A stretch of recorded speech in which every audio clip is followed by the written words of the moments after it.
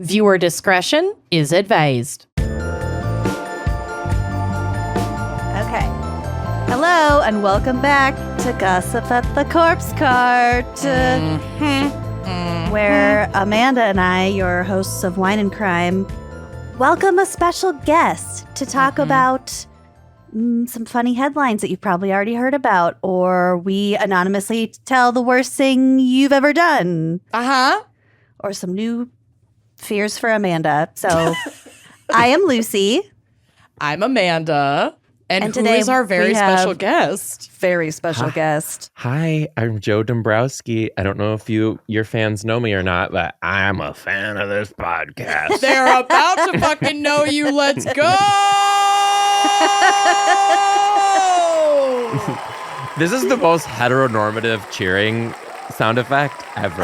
Yeah, let's see what do they have one that's like, yes, cunty mama? we have. Laughing. Chapel Roan cheering. Don't get me started. I'm obsessed. Same. Yeah. We have a polite clap.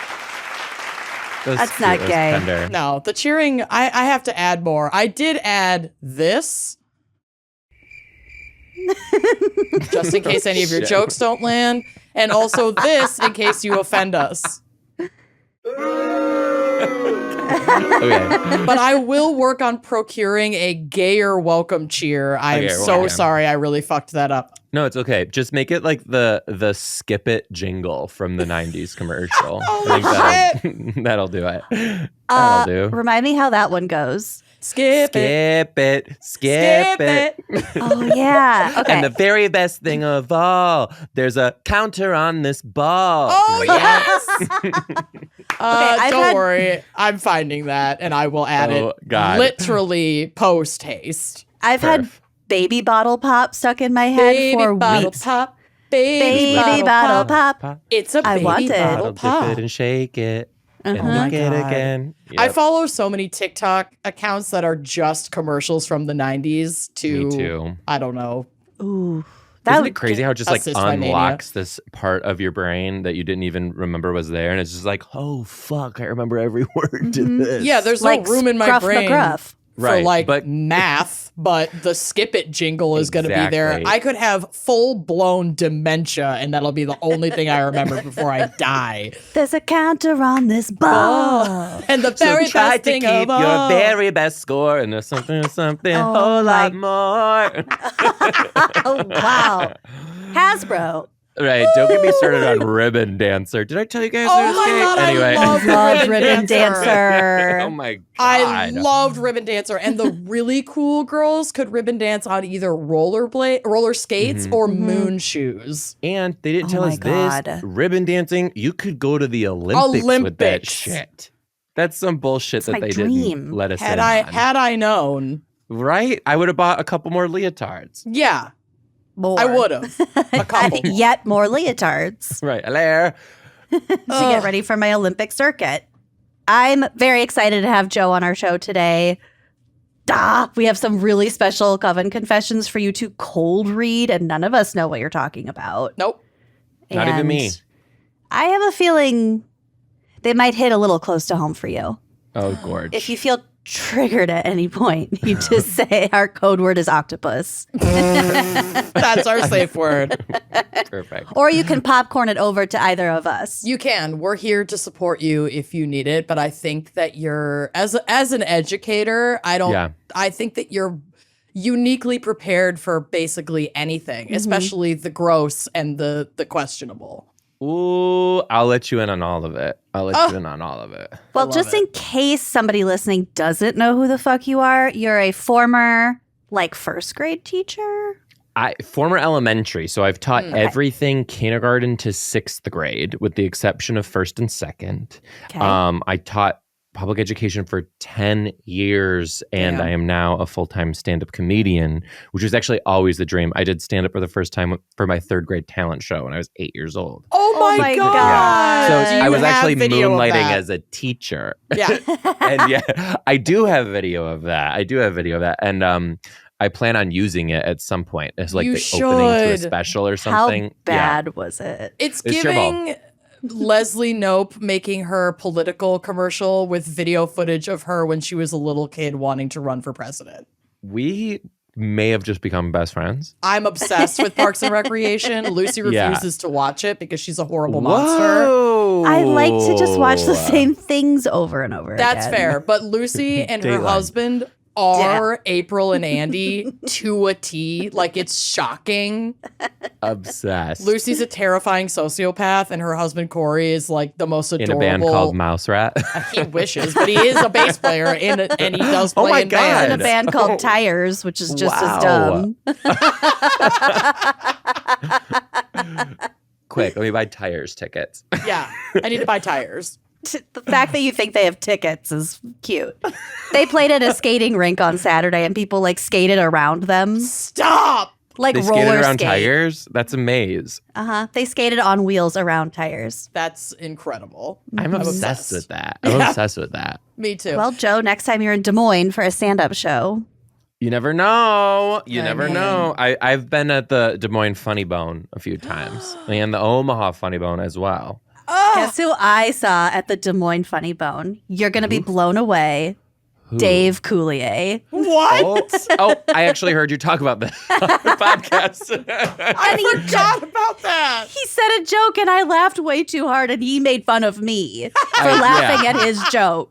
Didn't you say too it was like rather sad? Like you were laughing and then like you kept laughing because you were genuinely laughing, but nobody was laughing. So you're like, I just have to keep going. We gotta hype them up. We gotta hype up this crowd. I'm eager to laugh. I really wanted Uncle Joey to be, funny. So wait, Dave Coulier does puppet comedy now and also was the show good? Dave Coulier has always done puppet comedy. When he was Uncle Joey, he had the rat. Did neither of you watch Full House? No, I did. It was like a groundhog or something, right? Yeah, it was like it wasn't a rat. Beaver. It was some I was always kind of freaked out by Full House. pest. Right. And then I think I remember you talking about it too, and it was so painful because I think everyone went there for like some odd nostalgia that they just weren't extracting. And as you were telling this on the podcast, I poured myself a bleach martini because it's like looking into a potential future that I do not want. Right? No. It's like, oh God. He was like weirdly like pervy. Yeah, you Was he never It had hot? like a Was he hot? Okay, Would he I honestly go down on you in a theater? Okay, everybody was all Uncle Jesse, and I even remember watching Full House and being like, I don't know, you guys. I liked Uncle Joey. Yeah. I like a funny guy. He was an everyman. He wasn't wasn't everyman. trying too hard. Yeah. He wasn't. Plus, he was single. With his rat puppet.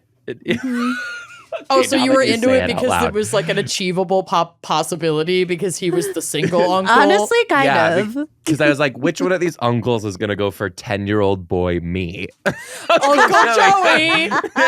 Hello. Rat puppet guy. One. He's fucking like, obviously. Puppet ass all Cut it day. out. Right. Ish. Ugh. Gross. There we go. I hate that for both of you. But also, I'm glad that you never did get close to. I know, I hate it too. You could boo me Uncle in the Joey. boo sound effect. You know what? I will. Don't worry, guys. I also have this. Yes. Oh my fuck. Skip it. Skip it. Skip it. Best thing of all. Here it is. There's a counter in this ball. Oh, yeah. Try to keep your very best score. Skip it. Skip it. Come on, everybody, skip it. Fucking Side skip effects it. include. Do not use skip it if you are allergic to skip it. I wonder, great question. How many people do you think have died like in a skip it accident? You know find out someone right has now. died from a skip it. Skip it related deaths and injuries. At least injuries. They were bad. They were on par injuries with are those, in the multi-millions. Yeah. those They're boards on- that had the wheels under them. You pinch your fingers. Moon shoes, trampolines. Like, I'm not getting anything for skip it related deaths and injuries, so not a great Google search, but You're not looking hard enough. you're right. We'll find it. If The it's out there, government we'll has find hidden it. these stats. Oh, can I ask one question before we get into the course. doc? Yes. as a fan, Yes. I've always wondered how much prep, like when you guys find your own stories, how much prep do you actually do? Because very little. No, you're not serious. It depends. For Gossip at the Corpse Cart, I do very little prep because people just send me articles and I pick the ones that are funny. And then I don't want to read the article because I want to be brought in by the headline and then experience the article in real time with everybody else. But we prep. We have researchers that help us with our full-blown cases. Oh. So, like, the prep is legitimate. It's just not executed by us as much anymore. We write our notes, but we're provided with the foundation and the information and the sources all in one cohesive place. Because when we were doing that all ourselves, I mean, to write even like a 30-minute case would take hours. A day. Hours of work. And we're also, running a business full time. So there's a lot of other administrative bullshit that we have to do.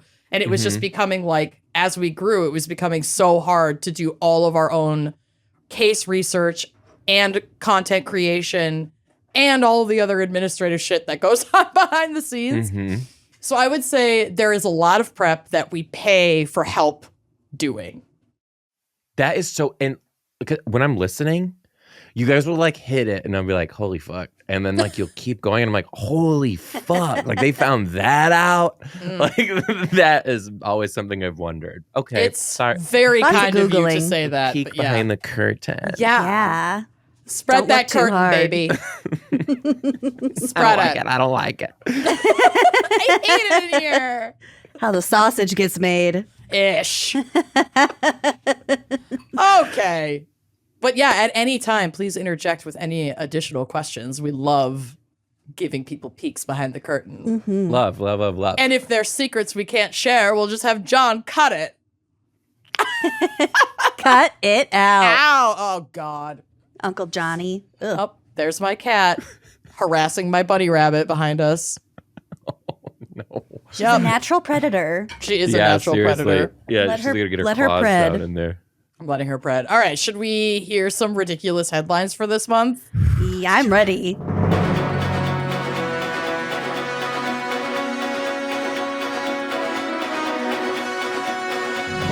Okay, I'm starting us off with something gentle yet adorable. We've got cute animals and fraudulent fuckery, so sign me up. And I'm not even mad about any of this because you'll see the photos, which, Joe, you can access in that Google Drive. There's an A-Pix and an L-Pix. Yes. So this will be in the A-Pix section, and I think it's the... Oh, no, I have 3 photos in there. Oh, my 2 of God. them are relevant. So here we go with this headline from the New York Post, our most reputable source. Zoogoers outraged to discover panda exhibit was actually dogs dyed black and white. And they are so cute. They're obviously like chows or something. Yeah. Oh, they don't look anything like pandas. I mean, They super look like they look a lot like colors. pandas. Yeah, they look like tiny adult pandas. Yeah. There's something's off. I mean, the fact that they are just dogs. They're undeniably dogs. They're undeniably dogs, but they are so cute. How did they expect this to pan out like over time? Honestly, I Right. have no idea, but let's hope that we get some answers in this article. Okay. Not even the Middle Kingdom's mascot is safe from these Chinese counterfeit rings. A zoo in China sparked all-out pandemonium. Oh my God. They didn't. They did, and they're very proud. After they dressed dogs as pandas because they didn't have the genuine artifact. The fake pandas unveiled May 1st at the Taizhou Zoo in Jiangsu province were actually chow chow dogs, a big-haired breed from northern China. Yeah. Zoo officials reportedly trimmed their manes and dyed their faces black to look like China's iconic bamboo-eating bear. Honestly, the color work, very good. One of them's panting.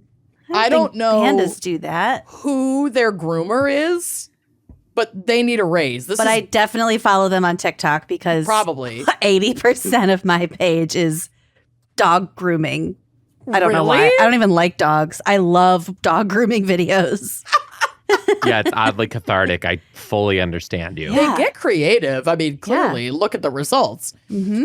They then put the so-called panda dogs on display in an enclosure every day from 8 a.m. to 5 p.m., attracting throngs of people despite the obvious bamboozlement.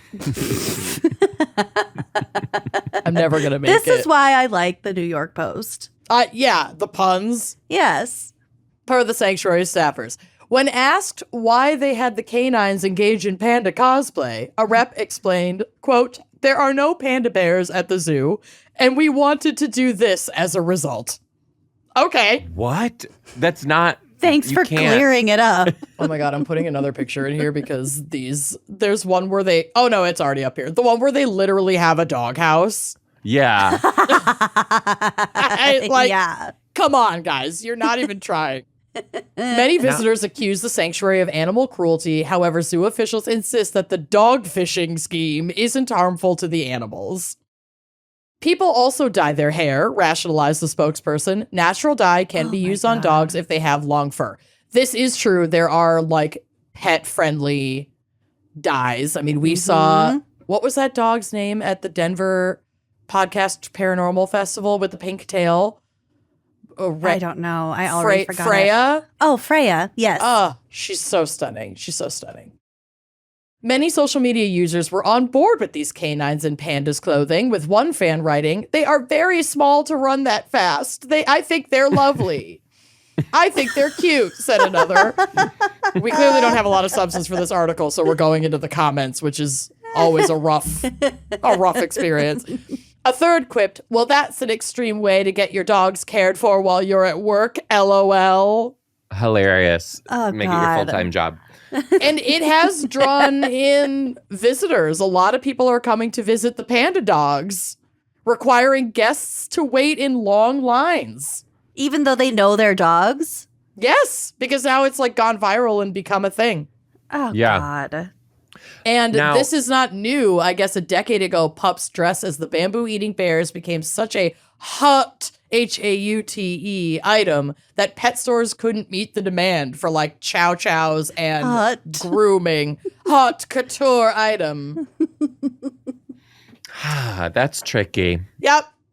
Well, I'm thinking of that sun bear that looked super like a man in a bear outfit. Yes. That was walking on 2 feet. Yes. Yeah, I remember that. Yeah, that thing was wild. was shocking. Yeah. And then the collie dog that actually was somebody, quote unquote, transitioning into a dog with that costume.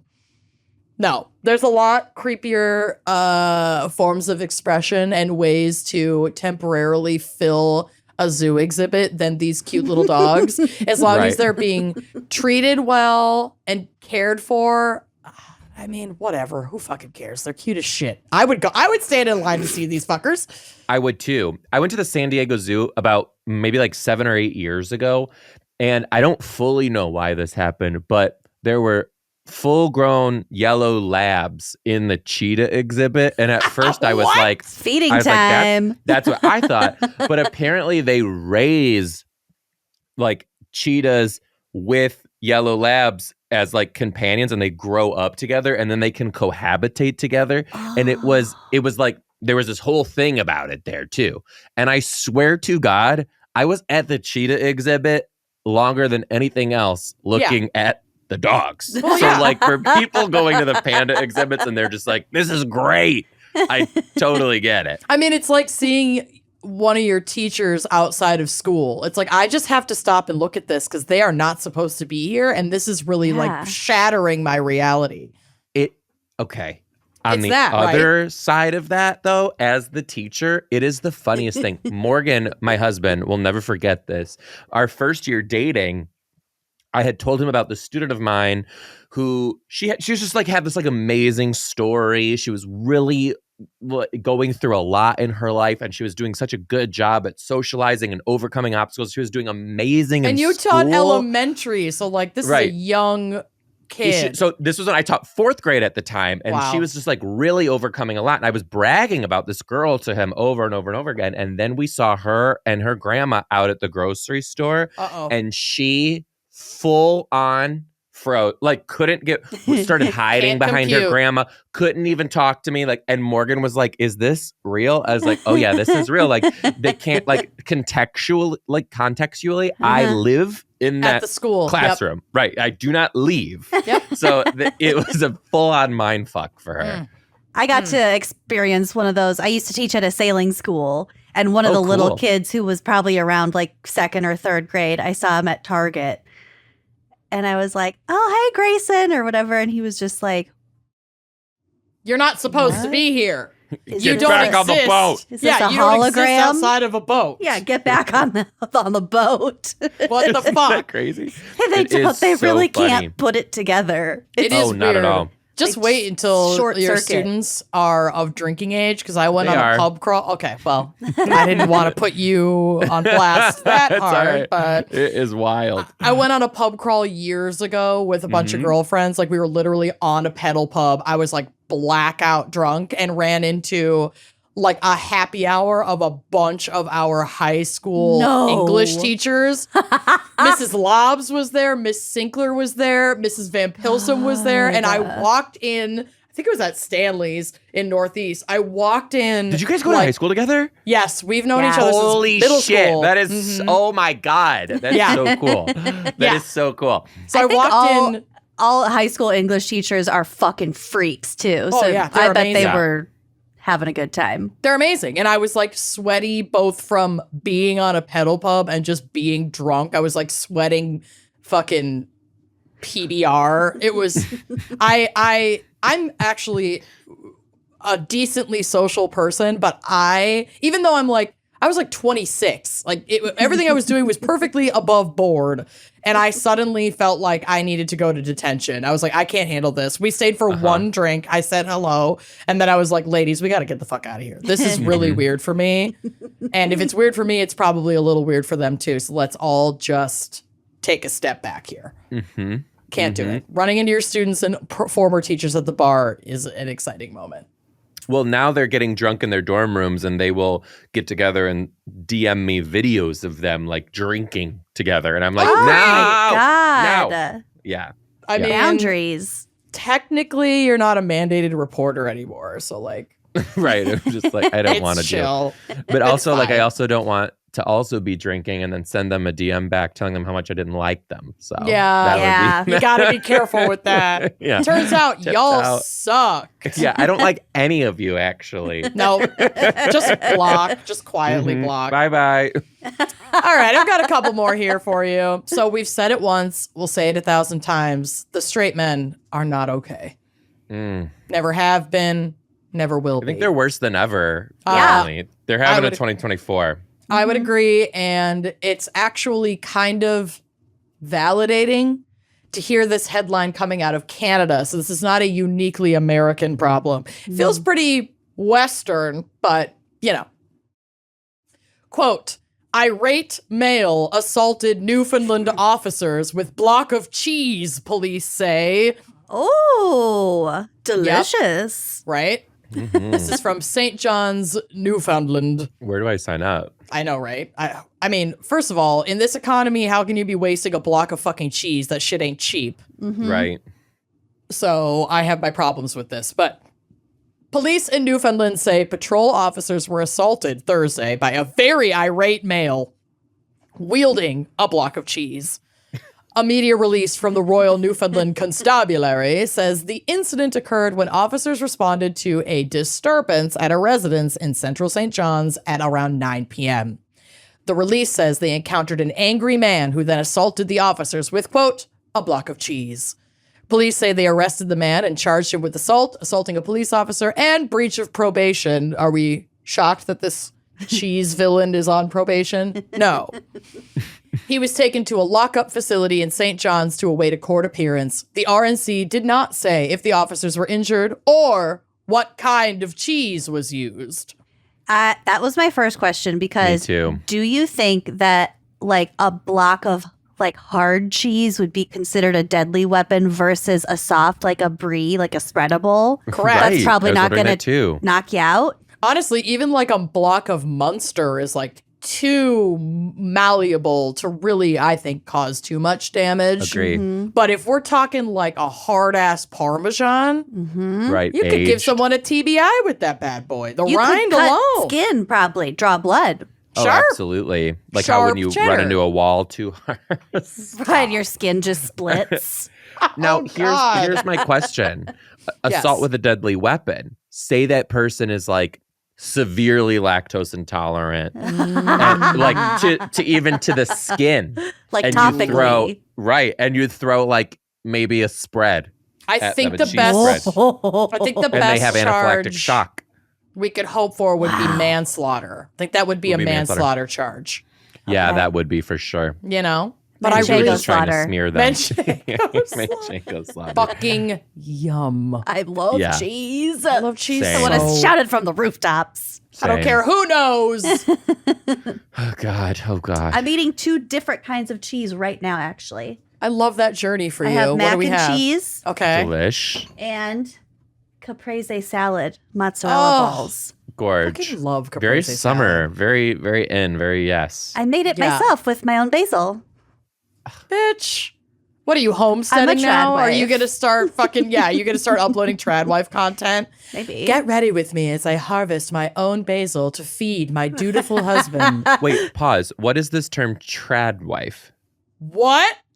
Joe, you're not on TikTok. Trad wife TikTok? No, full stop. Have no idea what you're talking about. So- But what you're describing, I'm familiar with. It's Okay. a conservative Christian movement Traditional wife. of traditional wifery, and there are wifery, and there are trad wife influencers who are like dressed to the nines and in their like prairie aprons. gowns. They'll go get fresh chicken eggs out of Get the the coop in the eggs, backyard. harvest the tomatoes, and talk about the like teach homeschool the children. clean meals they're making for their families, and like dinner on the table by 5 for when their strong masculine husband returns to the home. You'd And love it's rooted this. in the Lord.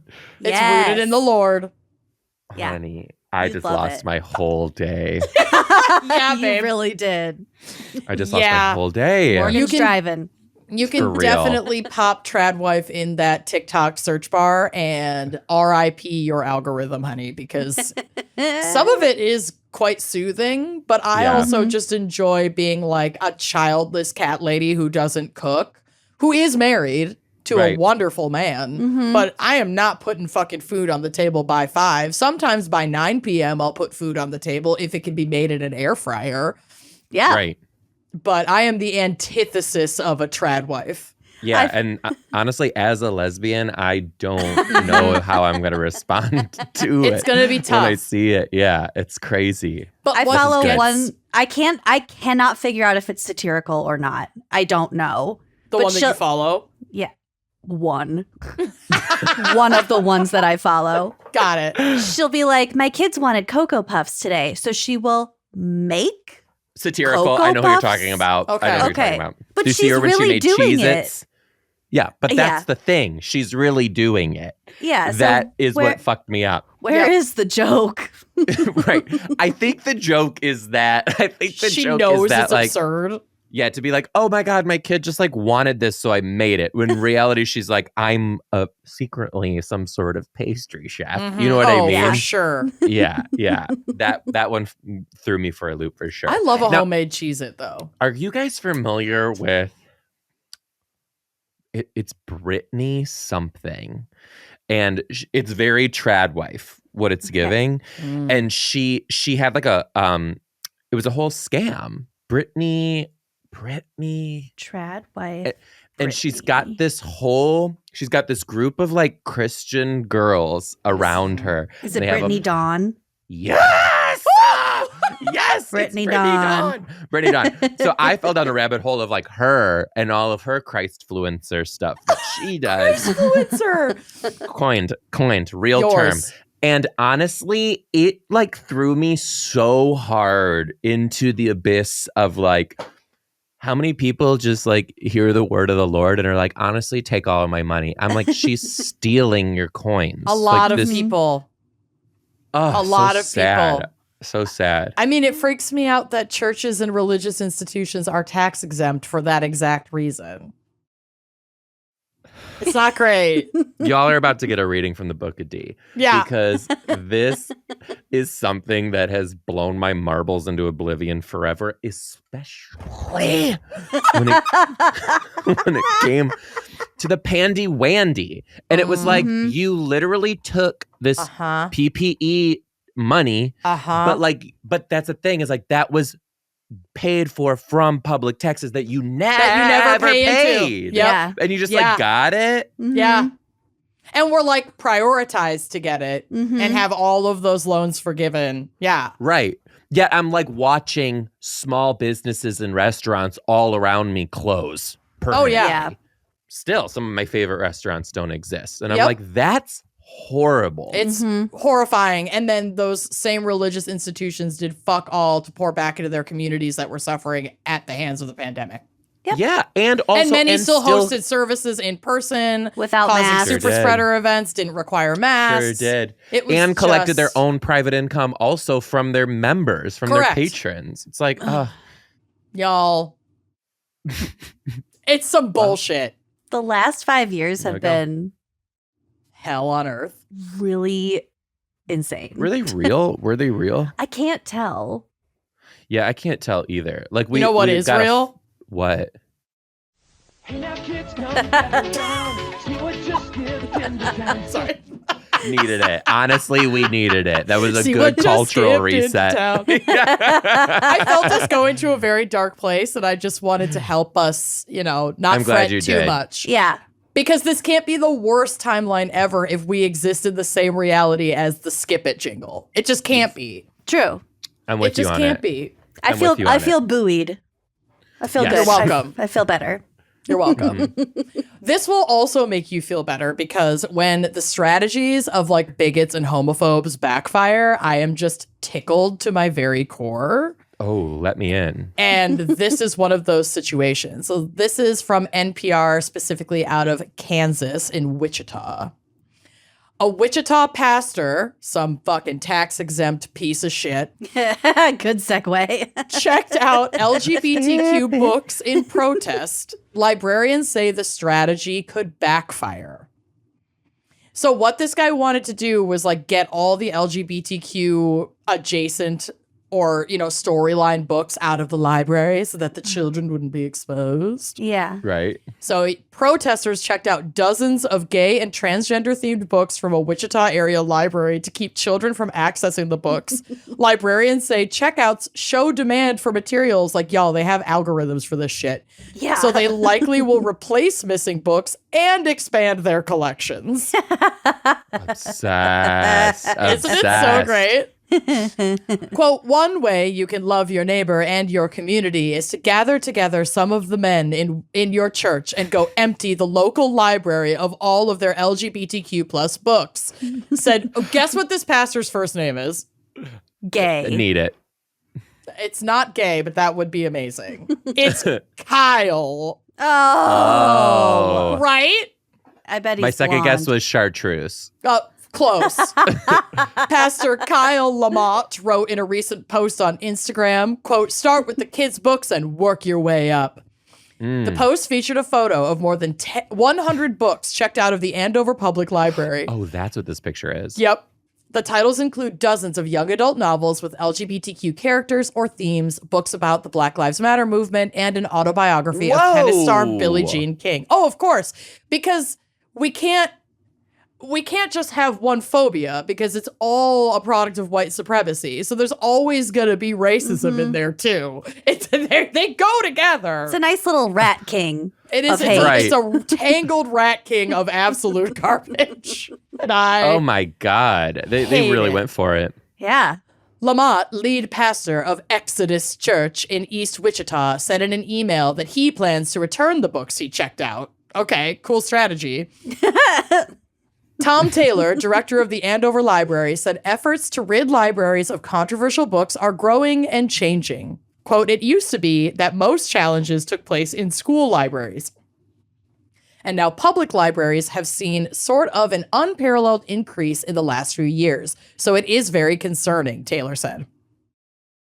The Andover Library allows patrons to check out up to 50 books at a time and keep them for 3 weeks. After that, they must return the books or renew them for another 3 weeks. If they don't, they are billed for the cost of the materials.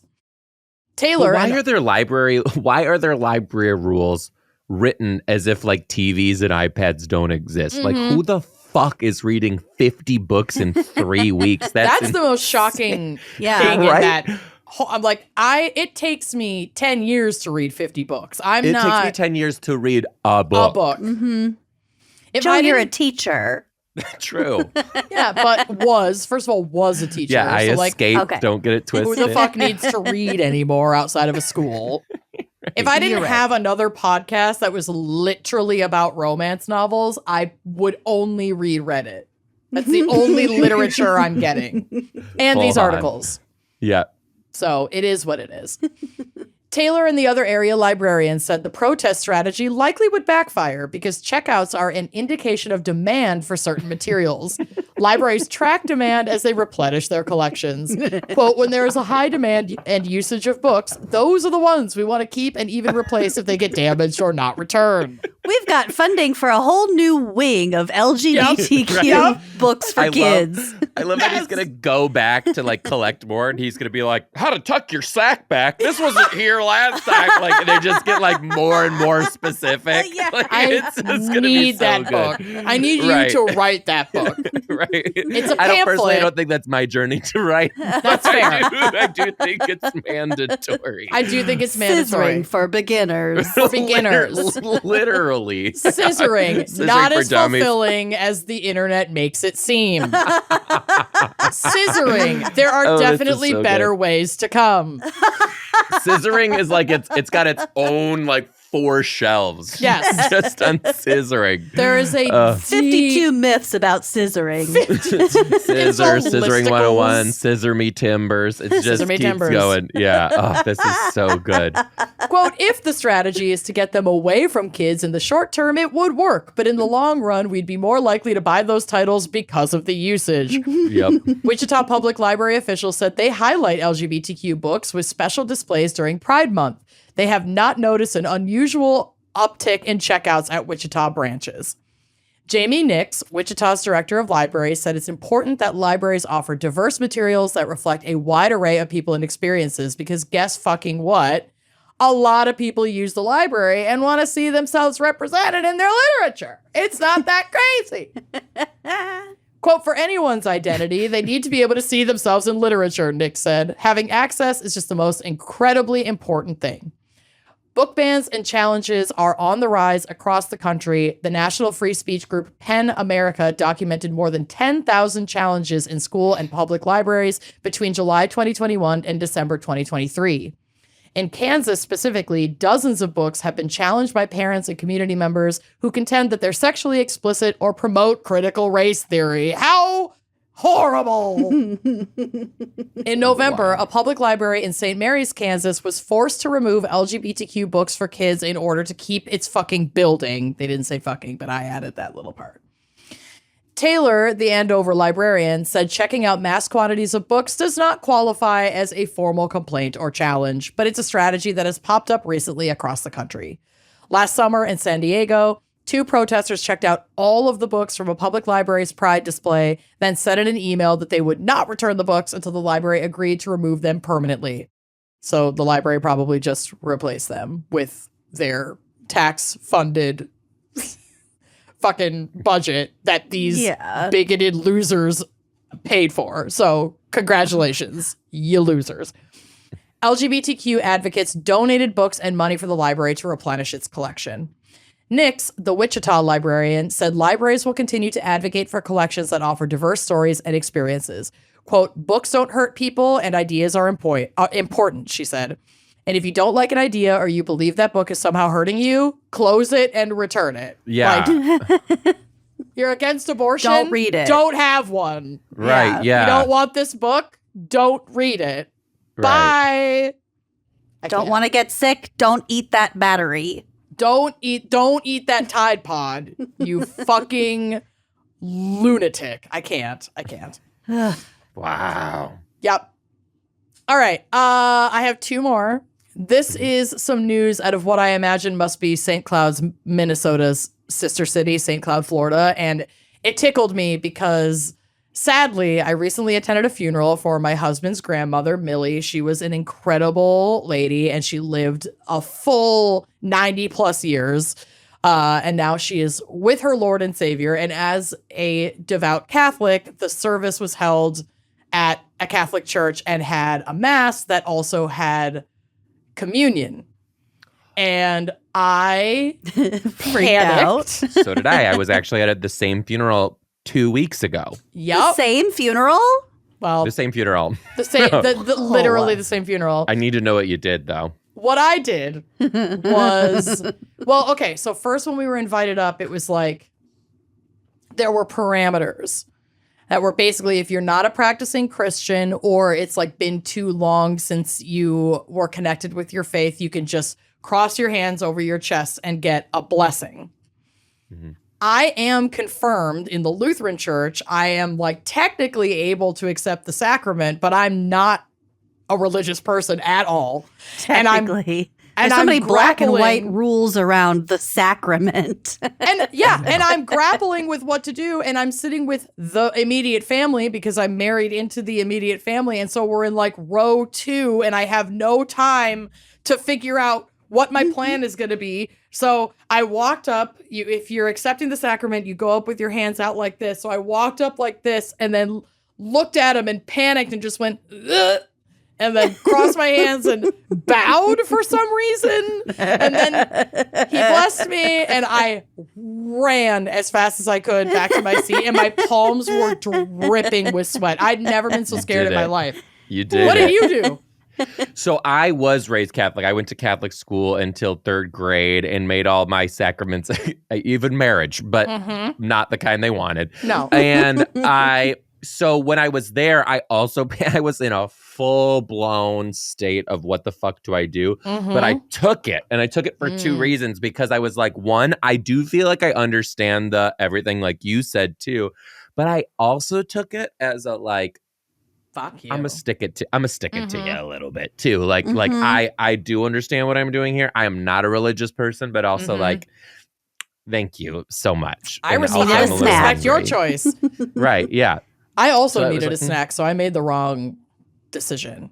Yeah, But I'm also but like- wine wasn't even offered. Wine wasn't offered at all. We had It was wine, just but the also body. It was just the body, no blood. we're still living in a Rot of blood. COVID thriving society, and a guy in a robe gently wiping with God only knows how filthy a napkin, the same cup as there were like 70 people at this service. And yeah, I was at the beginning of the line, so like They're all old. A lot of them were old. They're the ones who should not be drinking from this chalice. I'm just like, there's no way that this is sanitary or safe. At least at my church, when I was a kid, the sacrament, first of all, we Lutherans use grape Kool-Aid for the blood of Christ. Second of all, it was everyone? tiny. Not for everyone. Our church had both, but the kids would get Kool-Aid or like grape juice, and anyone under 21. Pussies. Little pussies. But they had a tray, and each one was an individual like little shot glass. So we did not do the same cup thing at St. Philip the Deacon, let me tell you. We did. Wow. We did the cup and the wipe. Ugh. Yeah, we did I the don't cup and trust the wipe. cup and wipe. Well, I just don't trust it. that's part of the faith part of it. Yeah, well, I don't have that, so I guess No. that's a bummer. So here's why I bring any of this up, because this headline from WFTV 9 reads, Central Florida priest bites woman after denying her communion, police say. So basically what I thought was going to happen to me if I tried to accept the communion without being like within the rules happened to this woman. Ooh. He bit her? He sounds like. Sounds like it. Communion at a Central Florida church took an unexpected turn. Someone is taking the body of Christ way too seriously. An argument that ended with a priest biting a church member, according to police. It all went down Sunday at the St. Thomas Aquinas. Is it Aquinas? Aquinas? Aquinas. I don't know if Aquinas. it's Aquinas. It's definitely not It's not a Aquinas. queen. I don't think that's it. I don't think that's it. Okay. Aquinas Church in St. Cloud. Police have recommended that the priest, Father Fidel, be charged with battery. The incident happened during Mass when parishioners were receiving communion. The unidentified woman told St. Cloud police that the scuffle started when she tried to receive communion and was denied.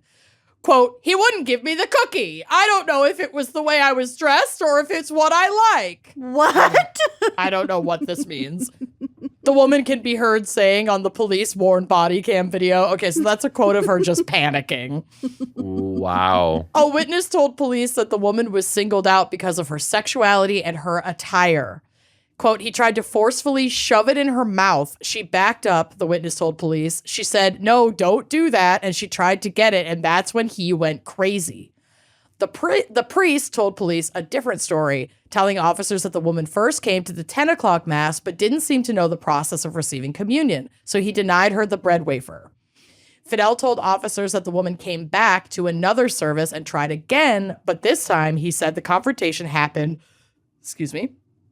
when she tried to grab the wafer from his hand. He admitted to biting the woman and told police that he was protecting the wafer because it was considered the body of Christ. Honestly, there's too much gatekeeping with the communion. I know. In all of these stories. And the rules seem so different everywhere that does it that I panic and bow weirdly, I don't recall guess. there being fucking rules like that. I don't know. If you it's must have been gone to more a than cool 90 Catholic church. days. Okay. That's not an Also, oxymoron. if they leave it up to the guests, I guess you call them. If you leave it up to them to decide if they're coming up or not, and then you're leaving it up to them if they put out their hands or then I don't think you're it's on the denying them. Yeah, it's like, but this is not on you. You did your piece. Like you said, Yeah. don't come or do come, and if they do, then you do it. Then Yeah. give it to them. That's right. Quote, Yeah, they don't come or do come, and if they do come, you put it in their mouth. Like yeah, that. put it in their fucking mouth. Give her the Just do fucking it. cookie. Don't the ask body questions. cookie. Give her cookie. She The wanted it. flesh She even cookie. came back. She Quote, was hungry. I'm not judging you. I'm asking you, did you confess after Mass? If you did not confess, I cannot give you communion, Fidel told officers. Fuck off. I bit her. I'm not denying that. I am defending myself and the sacrament. Oh, That's my God. bizarre behave. Oh, Fucking It's chill shocking. out, Fidel. Yeah. it's shocking. The priest also told officers that he didn't know the woman or what her sexual orientation is, and he doesn't care about that. I don't judge nobody, Fidel added. 9 investigates Shannon Butler spoke to Father Fidel, who did not want to answer any questions and hung up the phone. Well, Apparently, the Catholic Diocese of Orlando made a comment. It's really Orlando. long. Orlando, baby. We had to go all the Right. way to the top. The Catholic Diocese of Orlando. Orlando. It looks really long and boring, and I don't want to read it. But he basically said they were kind of defending him, that he was protecting the sacrament, saying that the woman was forcefully placing her hand in the vessel to grab the sacred communion host and crush them, and that he only had one hand free, so he struggled to restrain the woman, and she refused to let go, and that's when he bit her. So Bit her. they're like, It's it's an fine adult that he bit biting. her. An adult, right? This is not, It's You'd think that the pathetic. Archdiocese of Orlando would be a bit more chill about their wafers. Orlando, Aquinas, I know that's like the Orlando. cornerstone of Catholicism is that it's not wafers, it's the body of Christ. But like, Well, fucking relax. You also just Straight up. bit another human. So where is the line, really? where is the line? That's wild time. Yep. Anyway, that happened. And now finally, I'm going to close this out today with an update on a previous GACC headline. And I, for one, am thrilled to see it. So this is from the Columbus Dispatch. Ohio attorney suspended over pooping in a Pringles can has license reinstated. Yay! Woo! Play the applause button. You're right. I should do that. You don't get a cheer, but you do get a polite applause to this Okay. Ohio attorney. The Ohio attorney who was disciplined for pooping in a Pringles can and tossing it into a parking lot got his law license reinstated on Tuesday. Jack Blakesley, which sounds like an absolute tragedy of a name. This is my daughter, Blakesley, of Noble County, finished serving his 6-month sanction that the Ohio Supreme Court imposed in November. The court said Tuesday that Blakesley had complied with the conditions, including no further misconduct, to get his license back. In November of 2021, surveillance cameras recorded footage of Blakesley, a criminal defense attorney, dropping a Pringles potato chip can into a parking lot of a crime victim advocacy center. Jesus Christ. The can contained human feces. Ooh. I'm honestly just impressed that someone can shit healthily enough to successfully get it into a Pringles can. Mm-hmm. All of my shits would be way too loose to catch in a Pringles can. Absolutely. It's not happening for me, so I want to know what your diet is. I do need a funnel that, like, I can strap to me that catches all the spray. Blakesley's behavior called into question his fitness to practice law. The Ohio Supreme Court decided in November.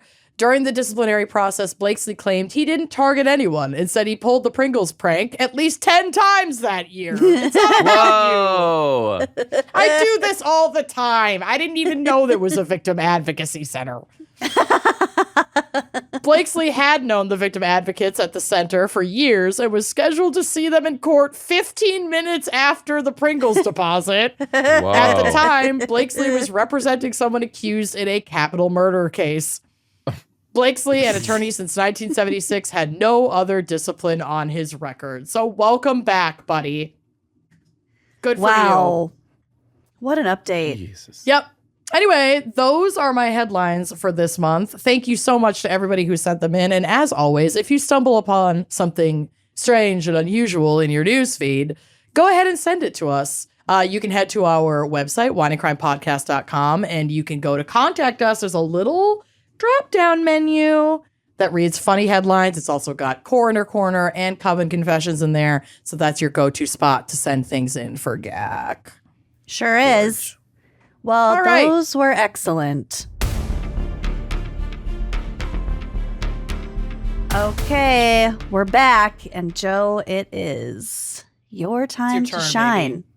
Okay, am I reading the Coven Confessions now? You are. You are. You are. Mm-hmm. I can see that we've definitely tapped into my trauma on these. Yeah, that's what Andrea does. She selects them in accordance to the reader. Kindergarten counting catastrophe. And before we start, I just need you two to know that I cannot even watch Abbott Elementary without being fully triggered and having break to out turn into it off. hives. Yeah, it gets too fucking real. And I'm like, no. Oof. So I'm going to let you know about this shit after we read it. Here we go. Okay, perfect. Can't wait. I just finished listening to the Assholes in History episode and could not stop cracking up when you two were talking about piles. So... Oh, God, piles. Wait, piles? I had this catastrophe online, too. We refer to piles as, like, piles of paper. But in, like, the UK, piles mean hemorrhoids. Did you know that? Is that what this is referring to? I think that's what this is referring to. Okay. So I'm a kindergarten teacher, and one of my favorite math activities to do with my students each year is called counting collections. Essentially, the students just grab handfuls of random stuff, could be anything, and then count it out and practice writing the number. It's hands-on, low prep, and kids always love grabbing handfuls of stuff, so they usually stay pretty engaged and on task while still practicing important skills. This might be a real pile and not a hemorrhoid. I think, we're talking about kindergartners. We don't know yet. At the time, we were still doing remote learning, and it was tough. Oh, dear. It can be difficult at times to keep 25 5-year-olds focused and learning while in the classroom, but on Zoom, it was nearly impossible. Okay, quick pause. I can't even imagine trying to engage a bunch of children on a Zoom class. When I taught kindergarten, it was in 2021, so half the year was remote and the other half was in person, and it was absolutely psychotic. And I need to know where this person teaches too, because first of all, kindergarten should always have reduced numbers because it's literal chaos. So like 25 is fucking crazy. That's mayhem. Kids. Yeah. And 25 online. Okay, teaching them online. Do you know how many unintentional titties I saw from just like a shirtless mom in the background, or like a dad in his boxers and just like walking past the cat, or like a grandpa? Like it was like grandpa just so much shit. grandpa titties, or like just like the kids don't know how to mute or anything like that. So I would literally hear full blown, or I would mute everybody else so I could like hear what was happening. Like, aren't you like house. 6 years old, 5 years old? Yeah, in they don't kindergarten? know. And part of your job as a kindergarten teacher is to teach them how to use this technology. So I would tell them, we'd have our headphones on into the iPads, and I'd say, everyone put your iPads away. And they would just stand up and start walking. Well, it would drag the cord and all the iPads. Like, they don't know shit about shit. Okay. So this is insane. Even reading this, I'm already like, oh, girl, I'm on your side. Oh, no. One day, my math lesson was failing spectacularly, and I decided to just scrap it and go with one of my tried and true activities, counting collections. I explained to the class what it was and how it would work, but I figured we should do something together on screen before just sending them off to grab... I already know. Because they're just grabbing shit from their house and counting. Random handfuls of crap around their house. Oh, God. How many of mom's vibrators are going to end up in the counting pile? Oh, 100%. I was already sharing my screen, so I pulled up Google and typed in piles, thinking I might find pictures of stuff like buttons or seashells in piles. Oh, my God. You've never... No! Shared screen! If you've never Googled search image the word piles before, do not do it. Doing it right now. Don't, Lucy. Don't do it. I suggest it, and clearly not while sharing your screen with a bunch of 5-year-olds on Zoom. The kids were all on mute, so I could never tell if any of them saw or even noticed, but I X'd out of the tab very quickly and pulled up a whiteboard feature on Zoom just to practice with my drawings instead. The lesson continued, and they all did so well with their home counting collections, but I may have inadvertently traumatized a bunch of 5-year-olds along the way. Oops. Oh my. This is so real. This is so fucking real. Here's what comes up. Wow, that's not bad. Oh, that last one's bad. These are rough. There's some photos down here. Oh, okay. Thank you. Oh, those are real piles. Those are piles and piles. Thank you so much. You guys get snow, so you understand what this is like. But teaching kindergarten and getting them ready to go home in the winter is the biggest shit show, because you have to take them in groups, right? So I would put something on the screen and I would bring like 5 up, grab your boots. You 5, grab your backpacks. You 5, do this. And the rest of you sit and watch something. Yeah. Well, they get bored of shit really easy. So I'd pull a stick, and if I picked your name, you got to say an animal. And then I would type that animal's name in YouTube and the word baby first. So one time a kid said pig. So I typed in baby pig. No. I found a 45-minute YouTube video about baby fucking pigs. That's gold. I type it in. We're off to a good start. I'm getting boots on, and all of a sudden I hear from the carpet, "This is weird." And I'm like, just get over it. I'm like, just silence. Time. This is weird. This is getting really weird. And I went and I watched. I shit you to not. It was butcher slaughtered whole pigs hanging upside down by their feet. And now they're teaching the kids about like how pigs go what? to make a Christmas ham. And I was like, oh.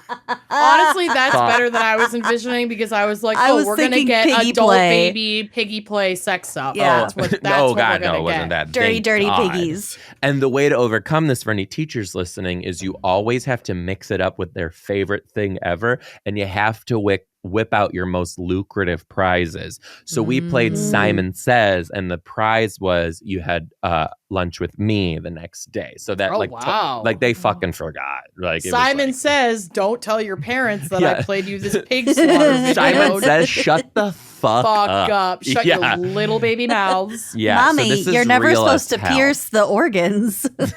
Right. This is, you guys are hitting it. This is trauma. This is trauma. Are we ready for the next one? We're so ready. Okay, this one's called Class Trip Confession. Oh God. Good Lord Jesus Christ. So I teach 7th grade in New Jersey. First of all, I'll never teach 7th grade again in my fucking life because I don't know what mean. those smells are. They're all mean. They're tiny Regina Georges just running around waiting. It's horrible. And they reek, I guess. I love your bracelet. Where did you get Mr. D. Oh my God, I love your skirt. Yeah. That took me a second, but I got you. Yes. That's literally the shit that they would pull. Ew. And also, like, they find, like, the one thing that you're so self-conscious about, and they'll just, like, rip it out of your soul. Exploit it. Like, one kid was like, you're nothing but a little bitch who's still sucking on your mama's titty. And I was like, who told you? This is not Who told you okay. that about me? I'm originally a Michigan gal. Hey, go blue. And just had our first overnight trip since the pandemic. Okay. Ooh. What year It's is giving it? Wolfridge. Yeah. Mm-hmm. Most of my kids haven't been away from their families before, and some have never even left our city. So taking them to Boston is a very big deal. We got a nice hotel, reservations for a fancy dinner. I'm sure it was Cheesecake Factory. The and best 2 beautiful Applebee's in Boston. best Applebee's The Boston in all of Harbor Boston. Applebee's. It was actually Boston Market. Yum. And 2 beautiful charter buses. We pack up and head out right before 8 a.m. Kids are all set. Bathrooms are used. Luggage is on its way. All the good stuff. We get on the bus and there's no toilet. It's been years since I've been on a trip and thought that there would be a bathroom for our 4-hour bus ride, but nope. At this point, I'm praying that none of the kids need to use the bathroom before we hit our rest stop. Do you see where this is going yet? Oh, Mm-hmm. I do. We do. It took 30 minutes on the bus before a kid told me that they needed to pee. She was trying so hard to hold it that her little knuckles were clenching the seat. We weren't able to stop even if I wanted to because we're stuck in bumper to bumper traffic going onto the George Washington Bridge. No. So I do the only reasonable thing that I can, and I hand. This was fucked up. Oh no. Oh no. You guys. Oh no. I hand her a trash bag. A trash bag? Bitch, a trash bag. I would have emptied out a cooler or like a Yeti. A trash bag. Something. Don't you think that like sloshing liquid in a trash bag is just the worst? Like, and it could be pierced. It's like, that's true. Is, we don't know how secure that trash bag is. That was not good, girlfriend. The next 10 till graduation, she's gonna be the girl who pissed in the trash bag. Trash bag, right? Like make a makeshift toy for her. This is not it. Toy. I tell her if you can't hold it, then go sit in the back of the bus and pee in the bag. Oh my God. Sure enough, 5 minutes later, I see her little head poking out from the back seat. I'm already laughing before I go back to help her and her friend who is holding up a privacy blanket and singing. That's a good friend. That's a great friend. And singing New York by Alicia Keys and Jay-Z. Super helpful. So she could pee. Lucy, honestly, I would do that for you. I would do that for you. I know you would. And I have a very shy bladder, so I know you'd sing for me. I know. We've had to turn the water on before and using the same public restroom at the same time because I also have a shy bladder. I get it.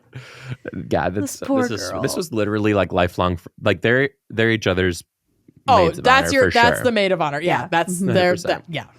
It all started so promising. She made it work. Other students were singing loud enough to cover the sound of her using the bathroom. And they were working together. It was teamwork. This was great. She had a good class.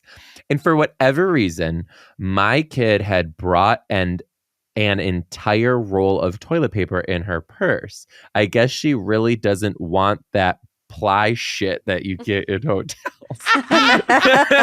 Fucking fair. I'm about to have her put the bag of pee in my actual. Oh no! What's gonna happen? Oh no! I'm about to have her.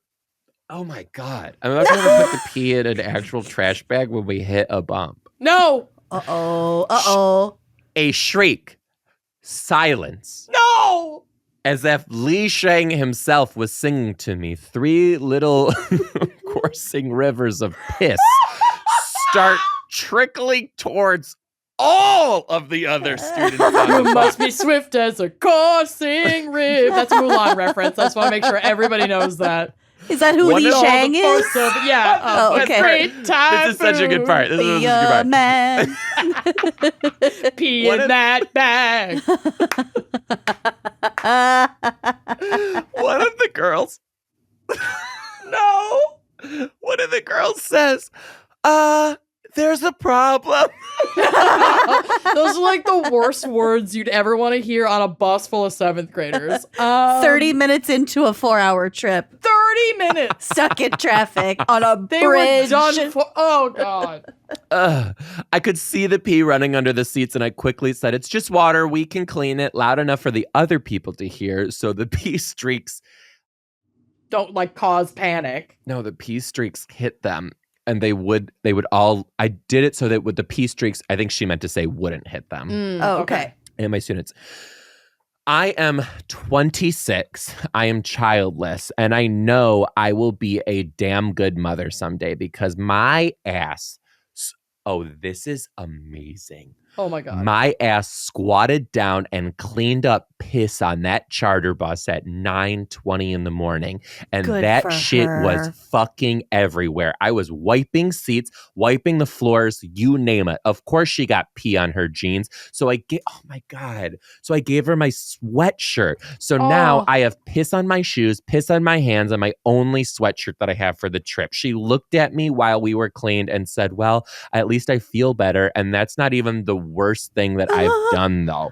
The worst thing that I've done was watch a river of students pee roll down the floor of a bus and then soak into the bottom of another student's blanket. Oh, no. No. The student was so completely unaware of everything that had just transpired, and I didn't even want to out the girl who peed, so I didn't say anything and spent the rest of the bus ride knowing that one of my students was cuddling with a piss-soaked blanket. Oh, Anyway, my that God. happened. I love your show.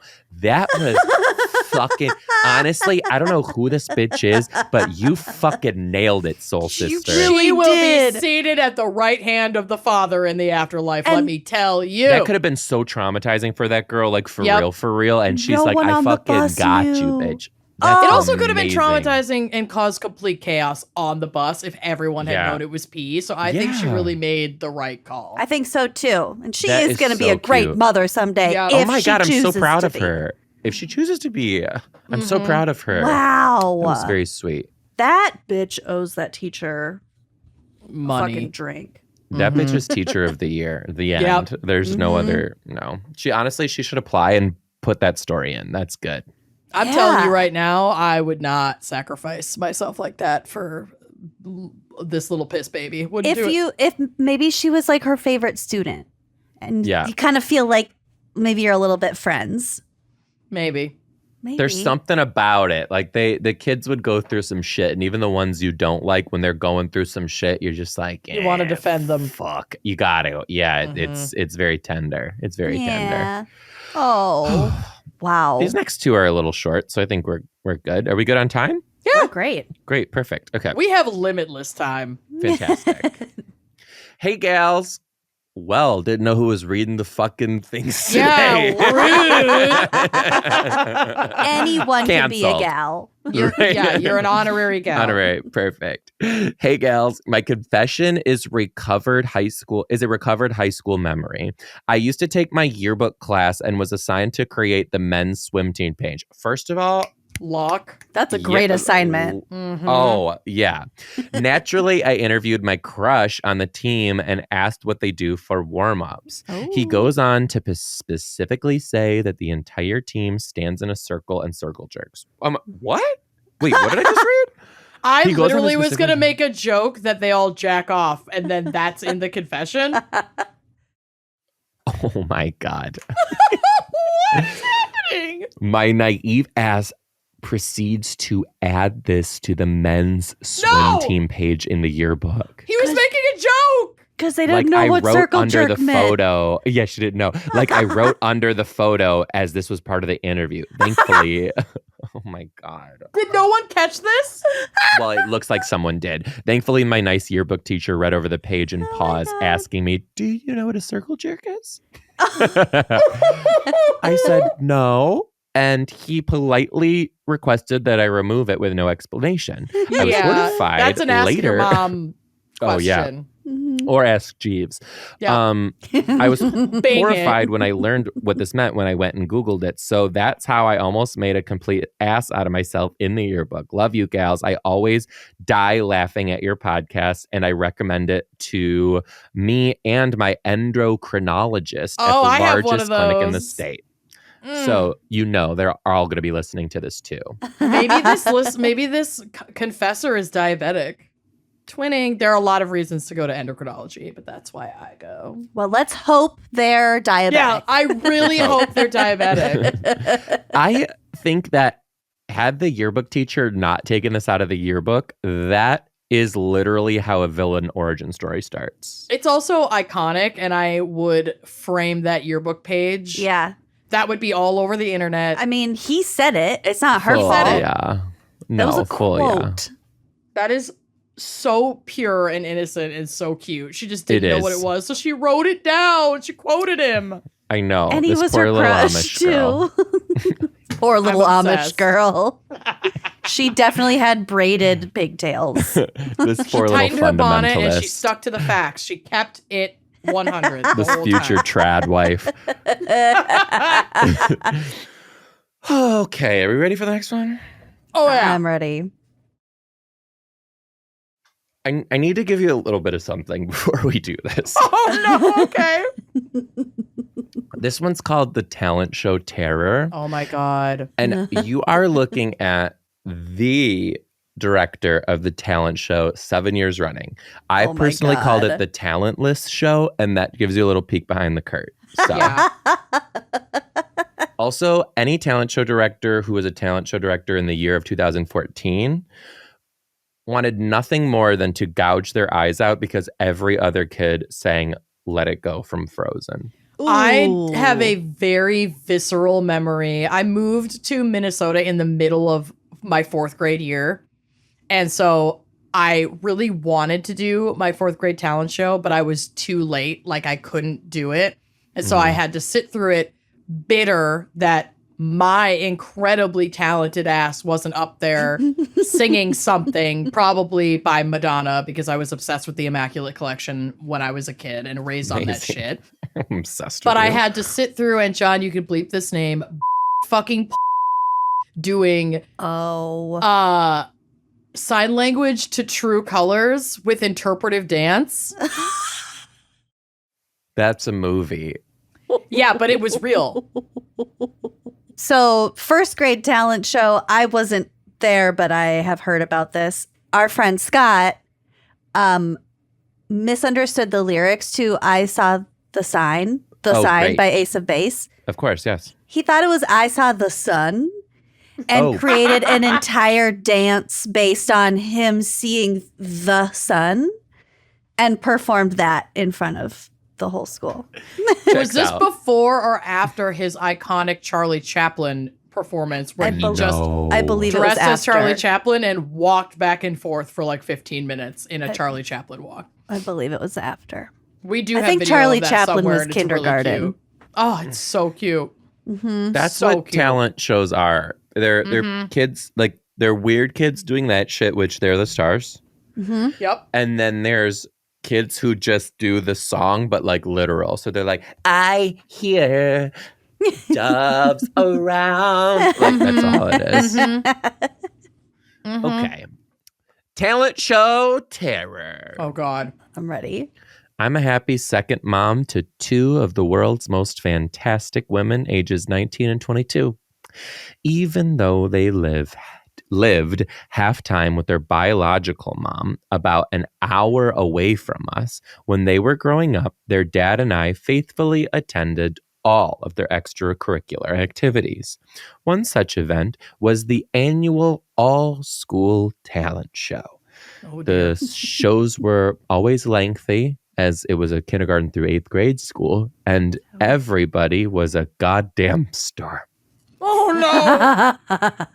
I imagine sitting in a school auditorium for 3-ish hours listening to second graders sing I Believe I Can Fly. Agony even on a good day. This particular year, when the gals were in grade 3 and 5, my talent show patience was thinner than usual. Can you blame her? As I had a little ass issue. Oh no!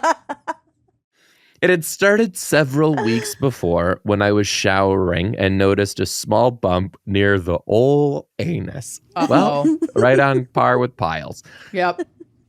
I didn't. This is sounding like a cyst, and I've been here. Ooh, an anal cyst? It wasn't on my anus, but it was on my butt, and it hurt and required surgery. I've had many surgeries. My family lovingly calls me Frankenpoon because when I was like 19, I had this stretch. Her family's really kind. They're really kind and supportive. I had this stretch of like my body just attacking itself. We figured out it was a diabetes issue. Oh, God. But the amount of cysts and downstairs surgeries that I have had, this shit has been cut up. My God. Cut up. You were just like an inbred dog. Just Yeah, going pretty through much. it. Pretty much. Just It's giving Lord Sheldon, Jerry's dog, whose ass he put on all of the menus for Tom's Bistro. Oh, Just saying. Lord. Lord. It's like how some dog breeds reaction to this. So some dog breeds can't breathe through their nose because they're, but it's just you with your ass. Don't talk about my cat like that. And some breeds, you have to express their anal glands. So maybe Dogs this is what too. this, this is what this woman needed. Yeah. Yeah. I didn't think small bump near the old ass. I did think much of it at first, but over time it increased in size and firmness. Yep. I eventually named it Hector. No, honey, go to the doctor. Don't Yes, name it. bitch. Don't fucking. God Get damn. it, Lance. Get Hector the fuck out of here. If anything on your The body last thing grows I'm doing big is enough to naming where it. you're even considering naming it, bitch, go to the Minute Clinic. That's Should I name the bump on my wrist? Urgent care. You have a bump on your wrist? Show Yeah. it. How It's long not have you big enough had for that? a name yet. Well, it's hard. And I did show it to my doctor last week, and I'm going to get it ultrasounded next week. Hector. Should I name? I just call it my lizard wrist. Oh, This you is see it? unacceptable. Yes. this is unacceptable. Unacceptable. Well, I went God. to Petting it. doctor. I like it. God. It's hard. I want What updates on is your lizard in the wrist. Iowa water? This is insane. I don't know. Lead. I eventually named it Hector and would estimate that it was about 3/4 of an inch in diameter by the time the talent show day rolled around. God. Oh Jesus. my God. That's Where big. was it on her body again? Oh, by the old ass. Asshole. By the old, near her joking? asshole. Right. Well, you were just showing me your wrist. I just Yeah, had that's a true. slip. Joe got confused. We were barely into the first half of the show when Hector began to complain. Also, this woman's a literary genius. Yeah, this is well Okay. written. At intermission, the line for the women's bathroom was so long that I didn't have time to do anything but pee. But my discomfort and curiosity, not gonna lie, was intensifying. By the end of the show, it was in a bad way. I snuck out during the standing ovation so that I could beat the crowd to the bathroom. Once I got into the stall, I took a seat and began to carefully investigate Hector's condition. No, Oh my God. honey, Hector's no. gonna I'm blow. literally, it's coming up. Oh. That is to say that I gave it a little squeeze and I managed. Oh, bitch, I'm going to fucking lose it right now. This is a lot. This is so much. Okay. I'm eating chips. I'm going to get through this. I could do hard I'm things. eating a Okay, here we caprese go. salad. Oh, God. Everything in here is 3/4 of an inch in And the way diameter. those tomatoes pop when you bite them. It's I'm really off good. the podcast. Bye, Joe. It's been It was great so having great you. having you. This is so much. Okay, here we go. I can do this. Okay. I gave it a little squeeze. And managed to produce, oh my God, a tiny dot of pus. So I naturally decided to try it again with a little more gusto. Oh my God. No, honey. No. It should be noted that at this time, a whole crew of middle school girls had entered the bathroom and were loudly doing middle school girl bathroom things. I gave Hector a good squeeze, and the effect was explosive.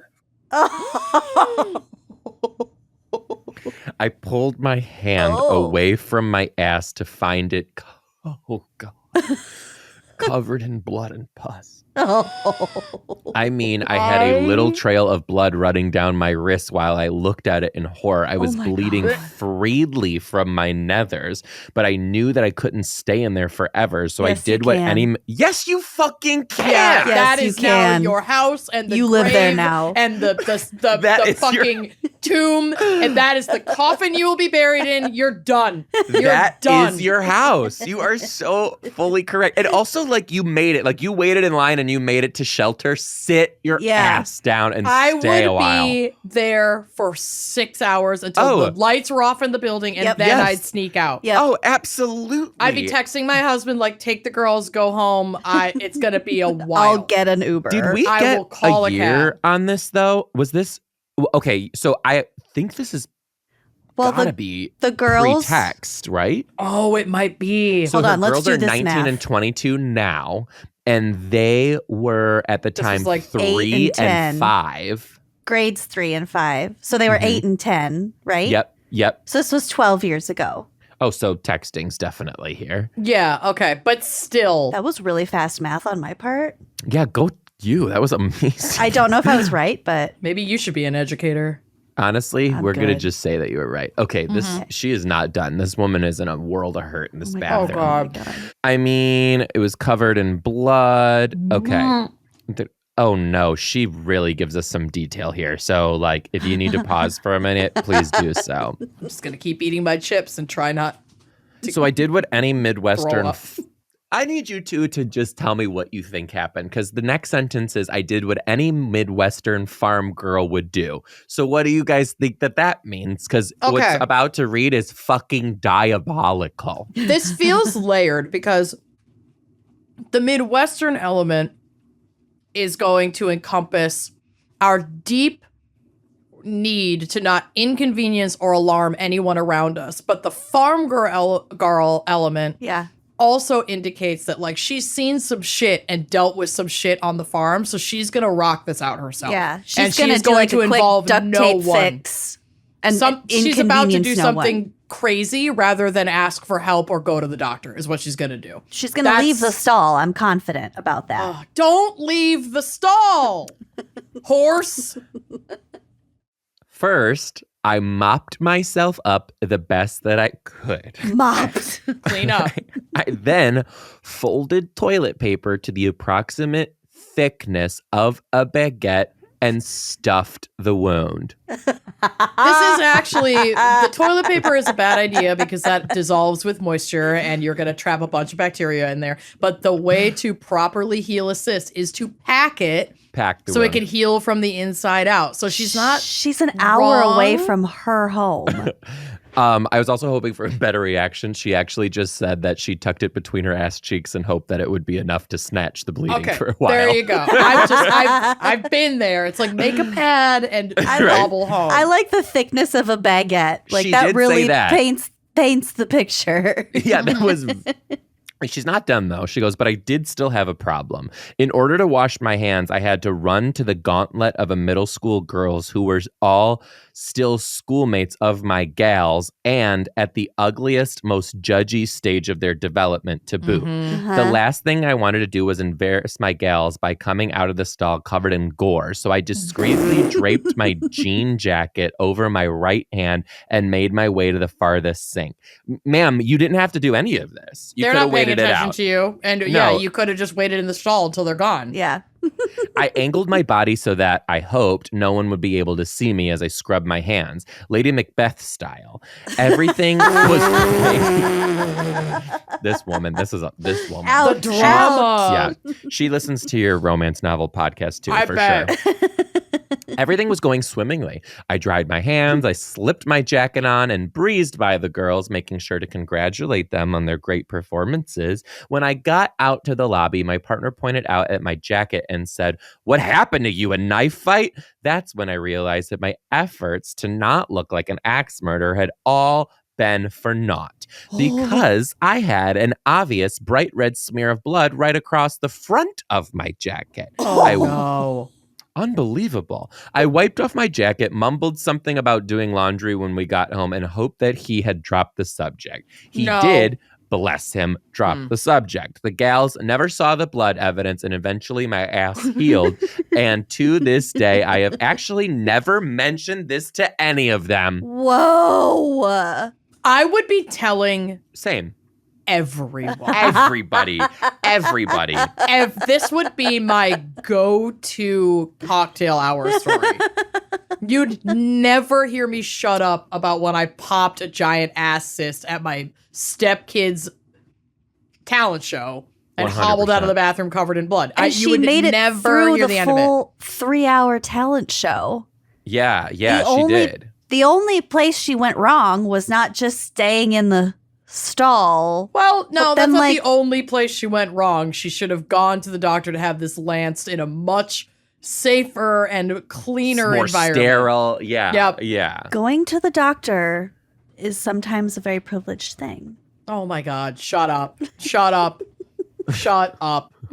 Well, she might not have had In time. this case, I mean, maybe. She's got an 8 and a 10-year-old. She's got to drive them all over the hell. I'm impressed that she was able to sit through a 3-hour talent show on that bad boy, because let me tell you, as someone who's been there, that shit hurts. When I've had to go in to urgent care or literally the ER for some of the cysts that I've rocked, they put you on a morphine drip. Like No that shit, way. Yes, like that shit is painful as fuck. Because you're at like all that skin in like your ass and your puss, it is so tender. There are so many nerve endings. It is so fucking painful. It's so Youch. painful. So Youchy, I'm like, wow. her Midwestern farm girl shit is really showing. She suffered in complete silence. No one knew. And she slaughtered that hog herself. Later, Hector. Oh my Get out of God. here. and hopefully she has a donut pillow at home. For real. And probably one of those cones that dogs put around their neck. She doesn't lick it. Just for good measure. Fucking yuck. Oh, God. Oh, Lord. Wow. Well, ew. You, love. Yeah. Thank And you. fabulously done. And now you can rest and you don't have to endure any more pus, blood, or piss related. Hey, I Right. have not even started my segment, so Oh God, there might be pus, blood, and piss coming. I'm Actually, so excited for your seg. yeah. as he clutches his Stanley, takes It's a mine, generous too. sip. I'm drinking out of This a is so lead-laden fun, you vintage guys. Smurf glass. I'm so glad that you had me on. This is so great. We're very much enjoying your presence here too, and you read those Yeah. like a fucking champion. So thank you. congratulations. Yes. Thank you, Joe.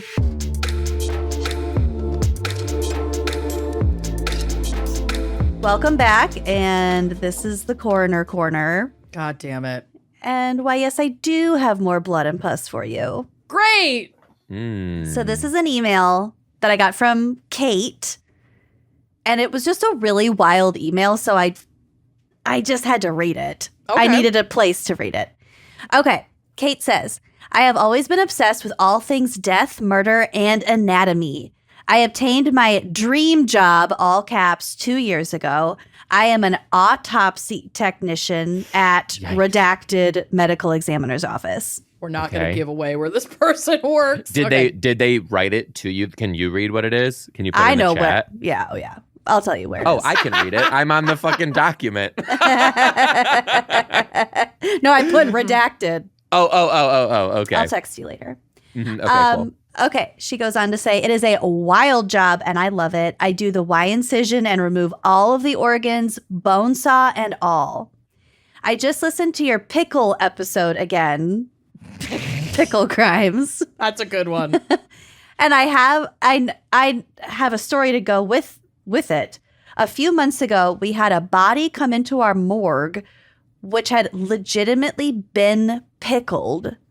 Oh, But How? I'll get to it. But was it a crime? No. Ooh. Her family, quote, didn't trust funeral homes. So her father instructed her sister to not give her to a funeral home. You know what? We've told some horror stories about funeral homes. I kind of get it. This is giving like tinfoil hat, keep your money under your mattress, but I also kind of understand given what we've heard. So when Pickle that bitch. When this woman died naturally, her sister put her in a large plastic garbage can. Jesus fucking Christ. Doused Her sister? Yeah, her sister dealt with it. Can you imagine you pouring pickling juices into a garbage can and putting Madeline's little tiny If she died by in some there? like wasting disease, she'd be real easy to just. She's already She's tiny. already God bless her. tiny. I'd help. I'd lift her. I know, because you would sing that song, and while I'm peeing in the garbage bag, In Yes. New York. Yeah. It's Put giving the Madeline same. in this trash can of juice now. So it's vinegar and Dawn dish soap. Is what Is they what she use? used. Yep. The most insane part is that this woman kept her pickled sister in her fucking living room. For how long? She didn't say how long, but long enough for her Not to a be crime. pickled. It's not a crime. Fucking crime. That's a crime. That's got to be like desecration of a body or something. I Or like, mean, isn't it illegal to like fuck with a dead body regardless? Yeah. Like, isn't that a thing? It's illegal not to report a death in your home. And then if they report a death, they have to have a coroner come out. Okay. So yes, I guess a crime was committed, but it wasn't like trying to murder. cover up a murdered body. Okay. So she finishes by saying, anyways, it was one of the worst things I've ever smelled at the morgue. I thought you guys would appreciate this story. She's got more stories. That's just the first one. So Kate goes on to say, I also just listened to GACC recently where Amanda shared a story where a woman was alive at the James H. Cole Funeral Home in Detroit, Michigan. I personally know the man who discovered her. No. He was. You have got to get this person on for a spooky little bitch interview. I think I probably I think should. you do. He was removing her intubation tube when she woke up. Jesus Christ. I cannot imagine being in either of their positions. He's a pretty cool old man, though. Maybe he should Pure retire. Michigan. Yeah, pure Michigan. Home state. It's very People love it here Michigan so coded. much they literally come back to life to experience it again. Holy Wow. pure Michigan. That's some wild shit, though. That's there's more. insane. Oh, great. Oh, Jesus Christ. Lastly, the worst thing I've ever done was popped a huge, thick blackhead out of a dead body at Lucy? my job. It was so Lucy? satisfying. Oh, God. This twisted. She needs to be on Spooky Little Bitch for sure. So right now. I asked her if that was like a requirement of the job. Was she like trying to get like some sort of sample? No. And she said, it was just my choice to squeeze it, and my coworkers would definitely judge me for doing so. It was just on his chest. But for something I was required to do, I had to remove not one, not two, but 3 clitoral piercings from an elderly woman. Yes. Why were they such thick piercings? They haunt my dreams, all 3 of them. Wait, a clitoris can be pierced thrice? Oh, Isn't honey. it a teeny little bean? They vary in size, just Well, like anybody's member. Really? And you can pierce think above and the- around it as like well. the hood or Yeah. so you can't actually pierce the actual thing, right? I Because think- it's like hard or The whatever. clitoris is like in A there. bundle of nerves. It's in there. I think it's probably hood piercing. probably a around just it. some Right. sort of labial piercing. I also Okay. don't think you would want to pierce through the actual clitoris. I think the point of the piercings around the clitoris are to provide additional stimulation to said to the clitoris. You don't want to sever that beautiful bundle of nerves. Yeah. She's Wow. She has had a Wowsy. purpose. three thick ones. I want to know what old means. Are we talking like in her 50s? Are we talking like grandma? Like 90s, yeah. She 90s. said elderly, which to me means like you're 80s plus. Yeah. Yeah. Oh, okay. Oh, no. My mom is in her 70s and she'd smack you if you called her elderly. Yeah. Yeah. Old and elderly are let's go with different. 80 plus. But also, how old is the person writing? Like, from what perspective are they? We don't know. That's another good question. If they're really young. Their name is Kate, so I'm assuming they were born young, for sure. Fundamentalist after Christian Kate, 1984. She's a trad wife. Trad wife. She's 19. Over here. Just clit hooping all the live long day. Clit hooping? I don't know. I don't fucking know. I'm learning so much on this. I don't know what you thing. freaks do with those things. Jesus. Lord, hear our prayer. Okay. Lord, I swear to God, you guys are going to one day be at a live podcast. And I'm just going to show up. Please do. Heckle The us. last person who crashed a live podcast show we did was Andy Dick, and it was the worst thing that's ever happened. It was terrible. Yeah. Whoa, is he a listener? No, he we were was doing a just there. show. Yeah, we were doing a show in New Orleans, and he had a show at the same venue the next night, and he was just like wandering around drunk the night before, and just came on stage, tried to sit in our laps. He had a little paper boat of gator bites that I ate. All of them. We ate them. We ate his food and made fun of him, and then got him off the stage. It was pretty. But then he was awful. like asking Amanda like what hotel she was staying. Oh yeah, at. he was trying to hit on me, and my mom was there, and so my mom protected me from Andy Dick. This is insane. And then that like 2 happened. weeks later was when he got like cold clocked Sucker by punched. that guy, and like, I don't think it was knocked even out. 2 weeks later. I think it was still in New Orleans. I think it was within a few days. 'cause It he was was right there for a after show. that. Yeah. But yeah, Wow, Andy Dick is a wowee. mess. So you would be a welcome live show cool. crash. You do Next time have we do a to Seattle bring show. gator bites. Done. Yeah. Where do you guys perform when you were in Seattle? The Neptune, I'm sure. Is that where we did it? It was like a supper club kind of situation. It was a very nice theater, and it was close to the water. And I really only remember the green room because I had my mentee bee there. Your little mentee bee. After drawing on a choker on your neck in black eyeliner where it didn't connect in the back, and then you had a mental breakdown. Was it the Can Club? Can room? It might have been. That's that a cute- sounds familiar. Yeah. And it's right by the water too. And it's cute. And they do But have we a cute haven't green room been- with good food. We haven't done a Seattle show since 2019, so we are due to come back, and you can Okay. absolutely be our third gal. 1 million bajillion % keep me posted. You can I'm open in. for us. Oh my God, Deal. you'll be part of it. deal. Okay, so this is a weird story. It's technically a funeral. The story of a funeral. This was sent in by Jessica, and this article is mostly from Atlas Obscura. On March 5th, 1973, several dozen people headed out to a farm in Osaneki, Michigan. Lots of Michigan. So much fucking Michigan. We're really twisted. Pure Michigan. Am I saying Osaneki correctly? I'm going to go ahead and say yes, honey. Okay. We don't fucking know. Osaneki. Here we go. Aren't you from Michigan? Yeah. Osaneki, believe it or not. No, I'm just Okay. kidding. Oh. Just kidding. I'm going to go with yes. I don't fucking know how it's pronounced. Never heard. Okay, someplace in Michigan, to witness an unusual event, the burial of an estimated 30,000 frozen family-sized mushroom pizzas. The mood was somber and a little cheesy. The governor of Michigan, William G. Milliken, governor of Michigan, gave a brief homily, quote, on courage in the face of tragedy before bulldozers began shoving pizzas into an 18-foot hole. Quote, I guess by next fall there won't be anything but the cellophane, says the farm's owner, Gary Johnson, as he was quoted as saying as he peered into the mass grave. Pile after pile of pies slid out of a line of pickup trucks and into their final resting place. When it was Do all... we find out why? Yes. Okay. They must have been contaminated. They were contaminated.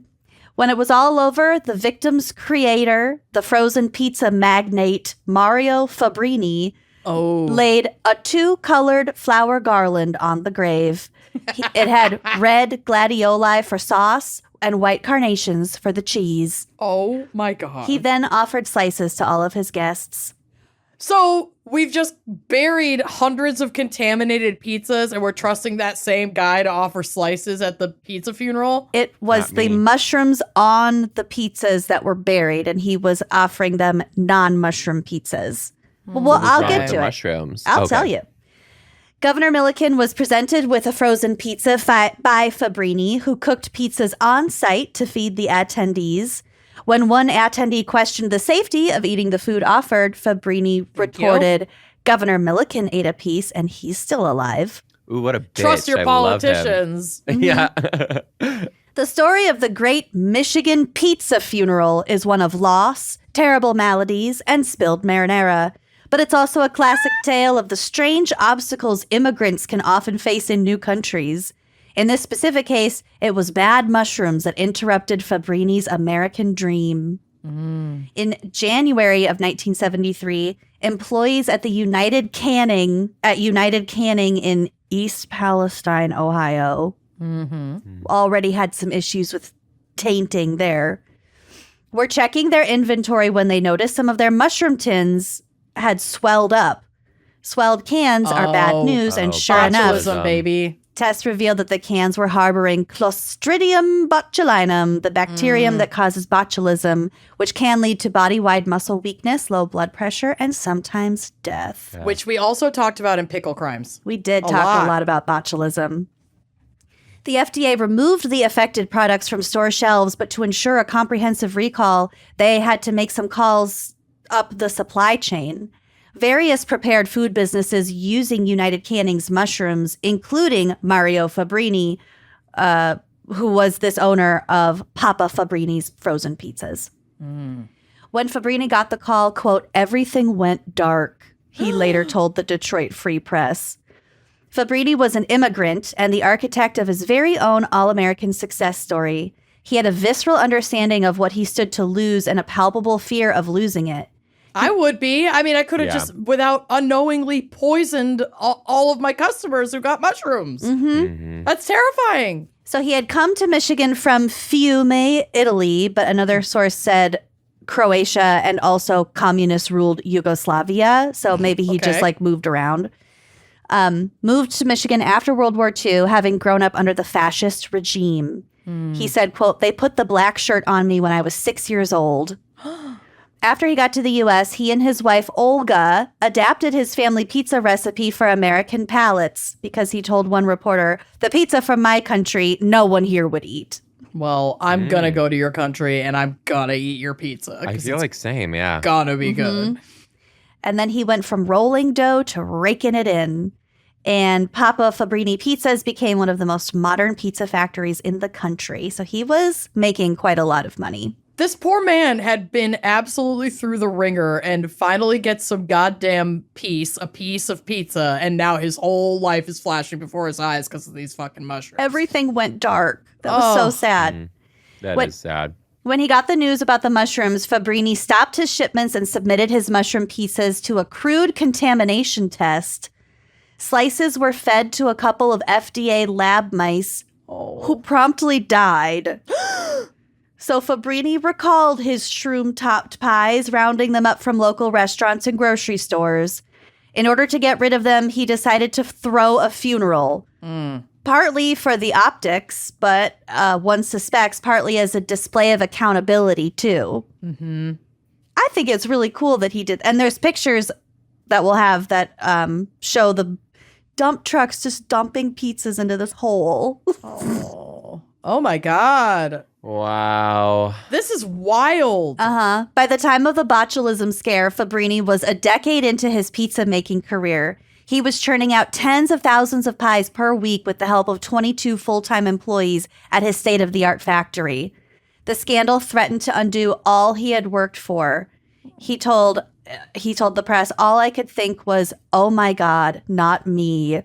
Papa Fabrini. I know. Some people, at least 17, as is reported, tried to make Fabrini's nightmare come true, claiming that they had taken ill from tainted toppings. You dicks, don't try to cash in on this poor man's misery. For real. But He's doing his best. But his neighbors rallied in support. One local fan, anticipating Fabrini's bankruptcy fears, offered to put some stock up for collateral if it became necessary to save his business. Oh, and community care. And a bank teller told Fabrini that a nearby priest was leading prayers for him. Oh my God. Besides the governor, dozens of community leaders attended the funeral, including Chamber of Commerce members and bank presidents. Fabrini said, "It sort of makes you goose pimples about America." Governor Milliken later called Fabrini, quote, "an example for all of us." And the article's subhead, "Mincing No Words," was just titled, "Immigrant Offered Help." Okay. Oh my God. In the end, He's though, a human man. Fabrini's dramatic action was all for naught. In the 2 weeks between the recall and the funeral, the pizzas were let off the hook. Their mushrooms weren't tainted after all. Oh my God, so he buried all that product and he didn't actually have to? Apparently, the mice that died after eating them had succumbed not to botulism, but to some other mouse malady. Oh! Fabrini said, my God. "I think it was indigestion. Maybe they didn't like my pizza." Oh! Fabrini's sales took a bit of a dive. The pies buried at the funeral cost him about $30,000. Yeah. According to this was when? The pictures were black and white. 73. Yeah, it's a lot of money. Even, I mean, now that's a lot of money, but in the 70s, that's got to be closer to $100,000. Well, it's about to take a little turn, so don't get too sad. Oh God. Oh God. According to legal documents, he lost even more money bringing new flavors to market because his customers lost trust in mushrooms. But his business survived, and the tale of the Great Michigan Pizza funeral harbors one final twist. Those legal documents that said how much money he had lost only exist because a few days before the burial, Fabrini sued the canning company for $1 million. Attaboy. And won $250,000. Okay. Oh.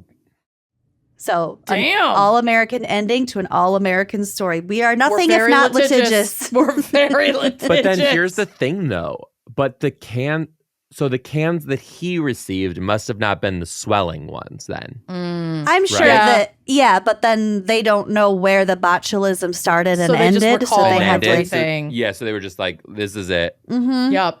Wow. But it's like, that recall fucked my business. I'm going to sue you. Mm-hmm. But also, genius PR move to do the pizza funeral. That is so fucking smart. Yep. Was it his idea? Oh, yeah.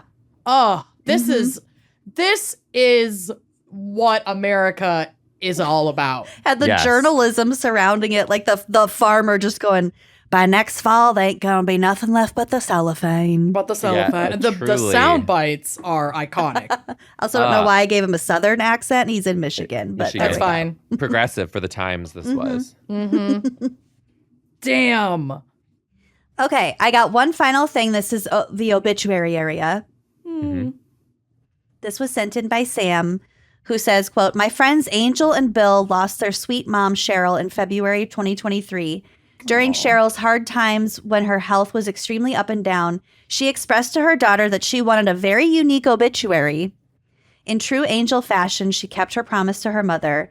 And when Cheryl passed, Angel shared her mother's last wish, which was to have an obituary written with all the things she had never done. Oh. The more off-the-wall, unbelievable, and funny, the better." Okay. So Sam says, "We all took this challenge very seriously and helped Angel and Bill with the coolest obit, a true way to honor Cheryl, a fighter with the kindest heart and good spirit." And then apparently at the service, the funeral card had Cheryl's recipe for, quote, holiday champagne. Yum. What is that? It's just cheap champagne. It's Andre. Yeah. Right. And it's $1.50 a bottle. Main ingredient, cheap champagne. Love it. Love that so much. I know Cheryl would have loved to have her obituary shared on Coroner Corner. When I asked Angel if it was okay, I shared. She said, hell yes. Every time I read her obit, I'm reminded how important loved ones are and to just keep laughing our way through our days. Yes. So, amen. It's short, but I thought it was funny. So Cheryl Lee Sadowel. Okay. It's spelled sad owl. Oh. Sadowel. Sadowel. He's age 72 of Ocean City, passed away on January 21st, 2023. Born January 17th, 1951. What does that make her? A Capricorn. Mm. She grew up in Levittown, PA, lived in Summers Point, and finally Ocean City. Mm-hmm. At 14, she joined the circus as a fire breather, where she unfortunately discovered her COPD. A teenager working at a diner, she overheard Buzz Aldrin and Neil Armstrong's conversation and coined the phrase, "one small step," while she served them coffee. Amazing. I love this. Cheryl spent one semester in clown college until she discovered her coulrophobia, which is the fear of clowns. Yup. Right. In the late 60s, she was a steel pier diving horse rider until they caught on that she was trying to talk the horses out of jumping every time. She went on to organize the turtle racing on the Wildwood Boardwalk until... Oh my God! I go to that boardwalk! Well, she organized turtle racing on that boardwalk until 1972 when tram cars were added. Watch the tram car, please. A lot of people who have been to the Wildwood Boardwalk know what I'm talking about. I preferred the turtle racing. Yeah. Her claim to fame was being Brooke Shields' understudy in Blue Lagoon. Unbelievable. And she also had a brief stint as a Disney thrill ride tester until they found out she was wearing lifts and not actually tall enough to ride.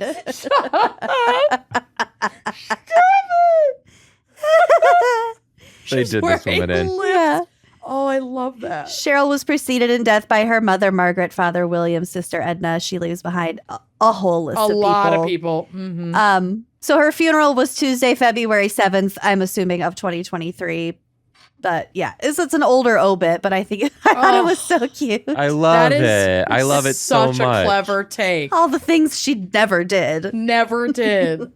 Wow. Good for her. I love that so much. Yeah. Rest in peace, Cheryl. Yeah. Good night, Cheryl, sad owl. Good night, Cheryl, sad owl. Cheryl, sad owl. So, Wow. yeah, as Amanda said, if you have funny obits or creepy stories or the worst thing you've ever done or funny headlines, go to our website, wineandcrimepodcast.com, and use that drop down in our contact us and send them over. And Joe, my God, thank you so much for being here. This was a fucking delight. Absolutely iconic. Can you tell the people where they can find you? Because you're so funny and so talented, and we want to support everything you're doing. And you have upcoming shows. Yep. I do. Yes, I'm on tour back in September. I took the summer off after my wedding, but I'm going to be in Irvine, California, San Jose, Sacramento, Charleston, Charlotte, Boston, New York, Winnipeg, Atlantic City, Newark, Portland, Toronto, Chicago, and Atlanta. When are you in Chicago? I'm in Chicago in December.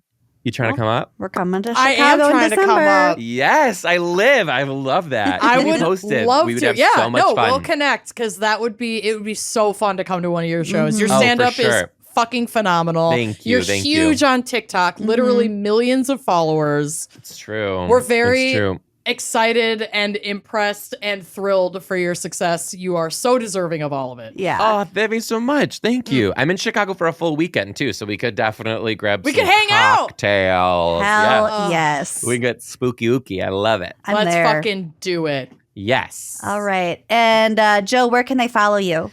Anywhere on social media, Joe_Dombrowski.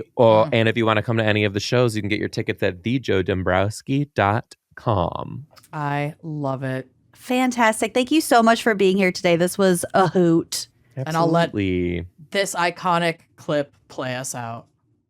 Hey now kids, come gather around. See what just skipped into town. So skip it. Do run, do jump, do hop, hop. Skip it. Skipping and a screaming and a bop, to bop. But the very best thing of all, Count around this ball. Very best score. See if you can jump a whole lot more. Skip it. Come on, everybody, skip it. Fucking skip it! Good fun. God damn it! Fucking skip it! All right. Come Thank on, you so much. Thanks Thanks for listening. We'll see you next month. Bye-bye.